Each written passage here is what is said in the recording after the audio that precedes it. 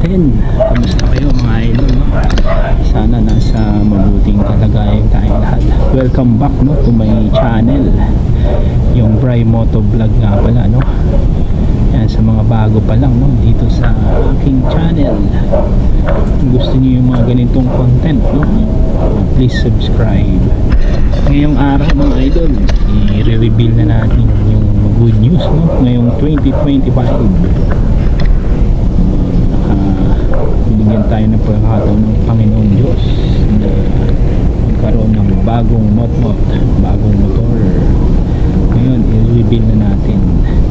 Ito nga pala yung motor na dati natin mga idol, no? Yung Honda Wing 100. Yan yung araw-araw natin kasama.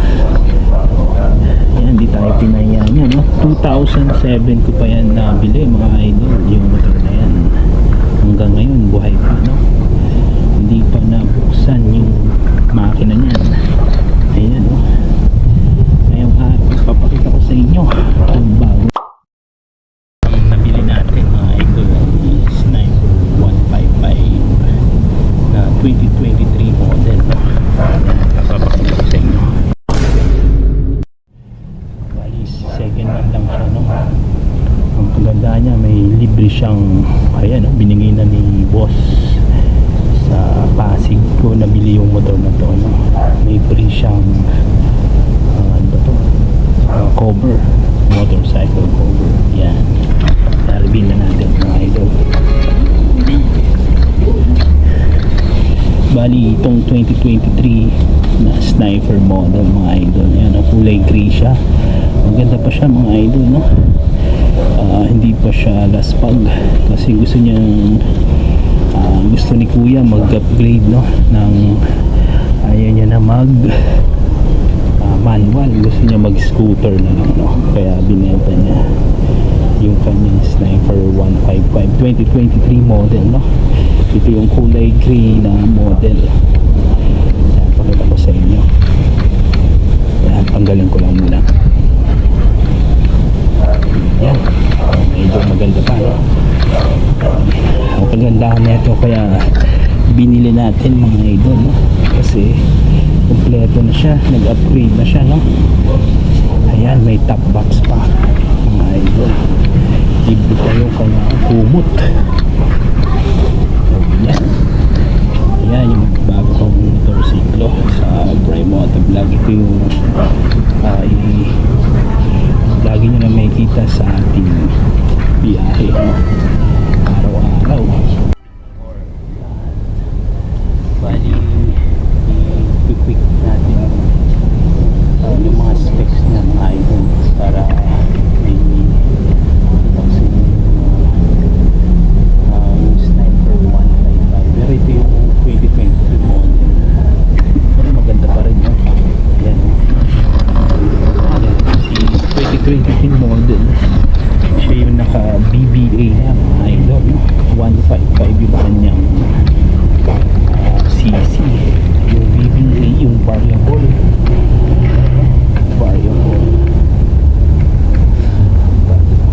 tuition yung tawag. Siya yung nagbibigay ng smooth sa kahit low RPM yung takbo natin or high RPM, no? Smooth yung kanyang takbo pag naka BBA, no? Lalo pag nagdi-decrease kayo ng clutch, increase kayo. Yan ang BBA. Meron din siyang tinatawag ang tawag doon yung assist sleeper clutch. Si assist sleeper clutch naman mga idol, siya yung ginagamit sa mga ano, ginagamit sa mga R1, yung kahit mag downshift siya, hindi nagbabago yung ride ano niya, no? Kahit di siya nakatawag doon, naka ABS, may assist sleeper clutch naman siya, tsaka BBA.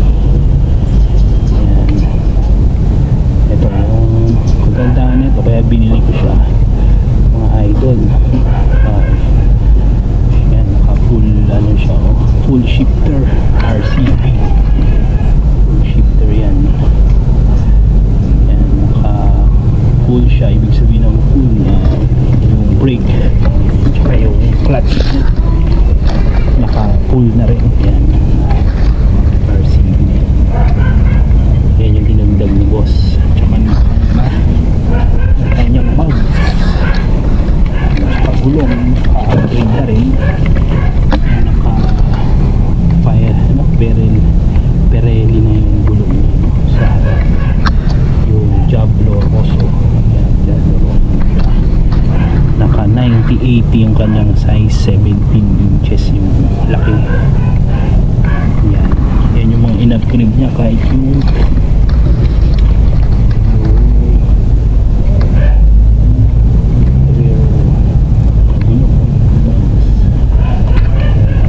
Diablo Rosso na rin siya. Naka Pirelli tubeless, parehas sila tubeless, tsaka naka 120-70 yung kanyang sukat at 17 inches. Yan yung mga tinapal ni boss, kaya nagustuhan ko siya. At yung top box mas matibay na kanyang cold,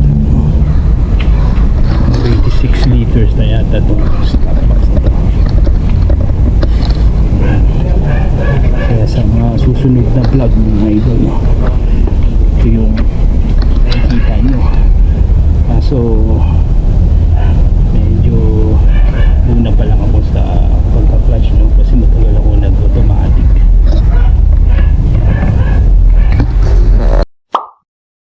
Yan yung dinagdag pa ni boss dito ay ang meron na siyang MDL, yung mini driving light. Yan ang dalawa. Ang tatak ng mini driving light niya ay Lumina Pro. Yan, may mga switch siya dito na nilagay. Tapos meron din siyang horn, yung PIK horn na nilagay na. Try natin, pakita ko sa inyo yung Odo. Yan yung kanyang Odo ay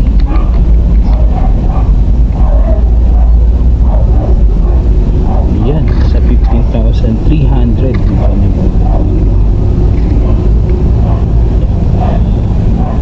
Kaya sa susunod magti-change oil tayo dito kasi 1,000 kilometer kailangan daw mag-change oil, panibagong ano na. Tapos meron na siyang Motovolk na CP oil. Sound check din natin para makita nyo yung bagong mod natin.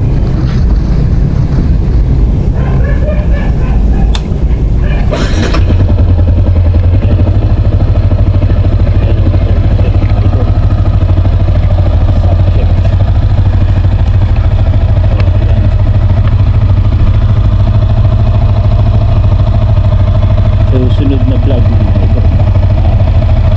mga maintenance na dapat tandaan sa Sniper 155. 150 siya, cc liquid cool lang ginagamit niya.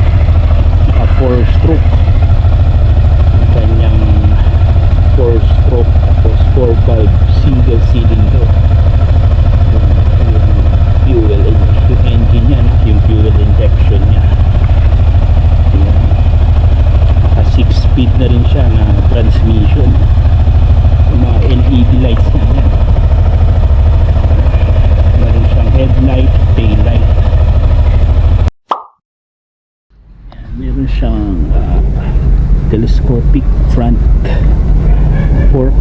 Ayan, naka-telescopic siya. Naka-swing arm naman yung ginagamit niya sa rear suspension. Yan, swing arm. Maganda yung swing arm niya, no?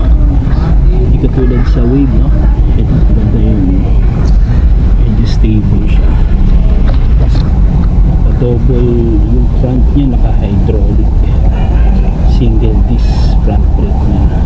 Yung rear brake naman, hydraulic din.